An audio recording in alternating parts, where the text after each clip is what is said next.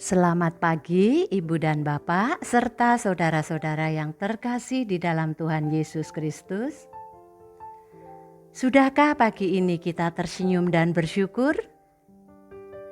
Pagi ini Sabtu tanggal 27 Juni tahun 2020, kita berjumpa kembali dalam satu hati, sapaan Tuhan tiap pagi.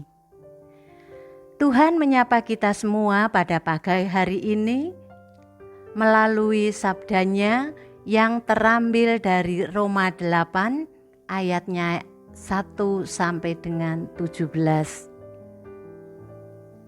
Sedangkan nas yang akan kita renungkan bersama pada pagi hari ini terambil dari Roma 8 ayat yang ke-6 dan 7. Sabda Tuhan pagi ini akan dibacakan oleh Ananda Oci dari Praremaja GKJ Condong Catur. Silahkan Oci. Roma 8 ayat 6 sampai 7. Karena keinginan daging adalah maut, tetapi keinginan roh adalah hidup dan damai sejahtera. Sebab keinginan daging adalah perseteruan terhadap Allah, karena ia tidak takluk kepada hukum Allah. Hal ini memang tidak mungkin baginya. Ibu dan Bapak serta saudara-saudara yang mengasihi dan dikasihi Tuhan Yesus Kristus, tema renungan pada pagi hari ini adalah tujuan roh. Masih adakah orang percaya belum paham untungnya kita hidup dipimpin oleh roh? Kalau kita hidup dipimpin oleh roh, kita akan mencapai tujuan roh itu. Tujuan roh itu ialah menyatu dengan roh Kristus, karena Kristus pun telah menyatu dengan roh Bapa surgawi. Dengan demikian, kita akan turut merasakan damai sejahtera surgawi yang sejati. Jika kita hendak memeriksa, sungguhkah hidup kita dipimpin oleh roh? Kita dapat melakukannya dengan memeriksa keinginan kita. Apakah keinginan kita masih terpusat pada daging? Ataukah keinginan kita adalah hidup dalam damai sejahtera Kristus? Diperhadapkan dengan tuntutan hidup sempurna seperti Bapa Surgawi, tidak jarang orang percaya lebih suka menjadi pesimis.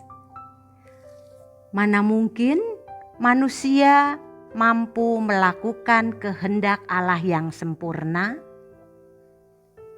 Bukankah manusia hanya ciptaan yang lemah, terlanjur jatuh ke dalam dosa, sehingga setiap tindakannya cenderung tertuju pada dosa? Ibu dan Bapak serta saudara-saudara yang terkasih, di dalam Kristen tidak ada lagi penghukuman. Orang yang menaruh iman pada Kristus telah dibenarkan, sehingga mereka bukan lagi orang hukuman. Hukum yang ada di dalam diri orang percaya bukan lagi hukum yang lama di dalam Taurat, melainkan hukum baru dalam Roh Kudus. Hukum ini membebaskan orang percaya dari natur dosa.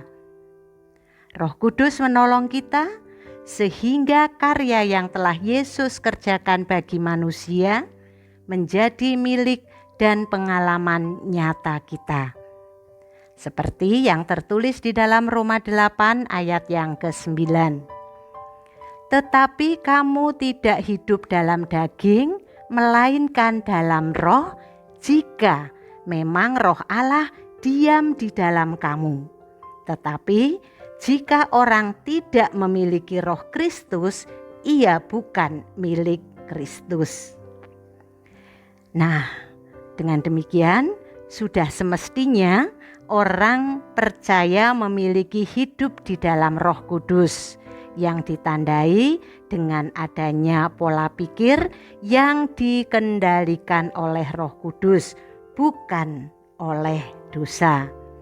Karena Roh Kudus menguasai hidup, maka dimungkinkan kita berjuang menyatakan kehendak Allah. Kita akui, manusiawi kita memang lemah, tetapi Roh Kudus yang tinggal di dalam kita memiliki kuasa yang setara dengan kuasa Kristus. Oleh karena itu, tidak perlu kita menghukum diri sendiri dengan selalu merasa berdosa. Lebih baik bertobat dan merasa yakin bahwa Tuhan telah memampuni dosa kita. Selanjutnya, jalani hidup dalam tuntunan Roh Kudus dan percaya bahwa Roh Kudus itu akan membawa kita ke jalan kebenaran Tuhan. Roh Kudus akan memerdekakan kita dari belenggu dosa, memimpin hidup kita menurut keinginan Roh yang menghasilkan damai sejahtera sejati.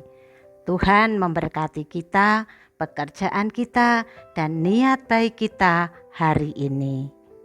Amin.